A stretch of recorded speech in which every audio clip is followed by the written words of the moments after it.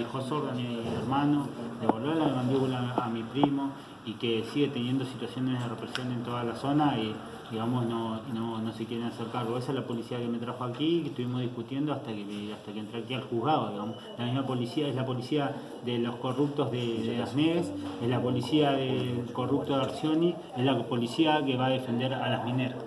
¿Cómo consideras que va a continuar esto?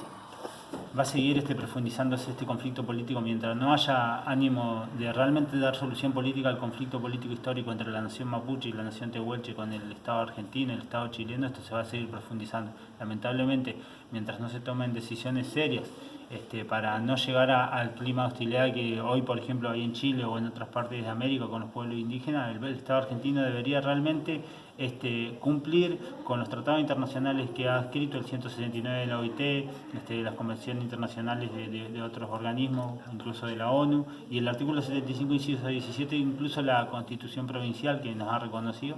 Lamentablemente eso no es así y hay que tener en cuenta que incluso Menem estuvo en Cusamen en algún momento con respecto a hace muchos años, con respecto de los pueblos indígenas y no se ha avanzado nada. Nosotros seguimos siendo pobres, reprimidos, en tierras de mala calidad. Entonces desde ahí me parece que hay que seguir avanzando, profundizando en la cumplimentación de nuestros derechos y por eso que nosotros tenemos que protestar como protestamos y recuperamos la tierra porque ellos no la devuelven.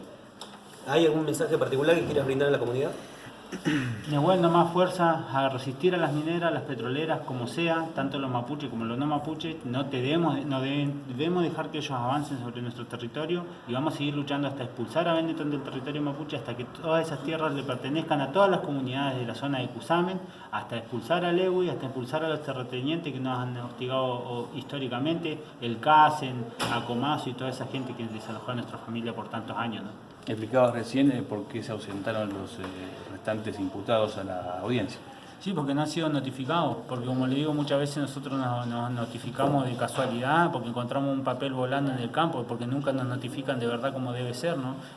Entonces me parece que aquí hay una intencionalidad de generar conflictos donde no los debería haber y obviamente que además con el clima de represión, la policía no llega hablando, algunas veces han llegado a conversar, el policía, que esto fue en la audiencia anterior, donde consta que un comisario fue echado de la fuerza, fue corrido de la fuerza por intentar dialogar, eso no ha sido tenido en cuenta por el juez. Ese fue el comisario Veloso, que en un momento cuando estaban baleando a la gente, se acercó a conversar pacíficamente, se pudo hablar y se llegó a un acuerdo de no agresión, cosa por la cual las autoridades políticas lo corrieron de su cargo, ¿no? Esa es la realidad que sucede con el pueblo mapuche. No es que nosotros seamos los violentos, como dicen, nosotros estamos obligados a defendernos, obligados a defender a nuestra tierra, a nuestra gente, y hay un clima de hostilidad de parte de funcionarios de la fuerza pública que lleva a estos niveles de enfrentamiento, ¿no? Recién la doctora Ivanov denunciaba que fue deficiente la labor de la oficina judicial en esa notificación. Siempre lo ha sido, siempre ha sido deficiente, nunca ha habido una voluntad real de solucionar esto como se debe y de hecho el mismo juez es cómplice. La vez anterior la misma fiscalía reconoció que no habían pruebas ni fuerza suficiente en todo lo que ellos están planteando y solamente se mantenía lo de la usurpación, cosa que el juez no estuvo de acuerdo por la presión política que hay y bueno, ahora estamos con todo este circo de vuelta, ¿no? Un circo montado por uno de los principales personajes que es el mismo juez aquí Sachino que enfrente a las cámaras se hace la persona inocente y buena y simpática, pero en realidad es otro miembro más de la represión contra la nación mapuche. ¿Cómo tomaron estas acusaciones que hicieron a la RAM por el incendio de la confitería de Las Piedras? Es obvio que esto es parte de un montaje, porque todos entendemos que ha habido un modus operandi en todo, como dicen en palabras de la justicia, y que esto no se encuentra así presente y donde todos estamos vislumbrando que seguramente es más un conflicto de intereses entre particulares, entre empresarios, que un conflicto que realmente esté englobando al pueblo mapuche, porque a esta altura debería haber habido algún tipo de reivindicación o algo y ni siquiera, digamos, lo ha habido. Y yo escuchando las noticias, porque uno se entera por las noticias, pero obviamente que los grandes medios de comunicación hegemónicos, Clarín, La Nación y toda esta porquería, a Claudio Andrade y varios fascistas que andan dando vuelta con cámara y con micrófono, que ensucian el gremio del periodismo, han inventado mentiras para ensuciar tanto a la nación mapuche y donde realmente tampoco se está tomando en cuenta los medios siquiera locales, que ni siquiera los medios más reaccionarios de la zona han salido a validar esa tesis y desde los medios nacionales y una parte del gobierno nacional se ha intentado ensuciar a la causa mapuche. Denunciaste también en la audiencia maltrato en tu traslado. Sí, estuve, porque llegaron con su ametralladora, la infantería, la misma infantería, como le decía, que le voló la carretilla a mi primo, que le sacó el oído a mi hermano, la misma policía que abusó de mi otro hermano, la misma policía que ha entrado un montón de veces a reprimir, la misma policía que seguramente es la que quemó la casilla de ese lugar. Esa policía me trasladó, me marcó las manos, las muñecas, ya bueno, hace varias horas, y tuvimos una discusión. Le llamaron al juzgado para decir que yo no quería ser trasladado y yo lo único que le pedí que me trasladara sin esposa, después de haberme cachado como si tuviera un poco más que explosivo. Le dije que no, que me traigan sin esposarme, y no, bueno, llamaron diciendo que yo no quería ser trasladado, que me negaba que me trasladaran, y eso era una gran mentira. Así que por ahí empezamos a discutir porque no era lo que realmente debía ser. Digamos, yo no soy una persona que genere inconvenientes, a menos como toda mi gente, ¿no? A menos que seamos atacados, nosotros solo nos defendemos.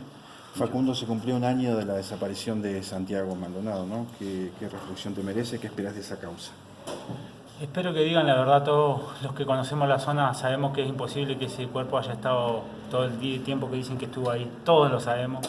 Hay imágenes incluso de los buzos que estuvieron en un primer momento, en la época de Otranto, cuando estaba en la causa, en ese lugar dando vuelta, cuando el río estaba mucho más abajo y no encontraban nada.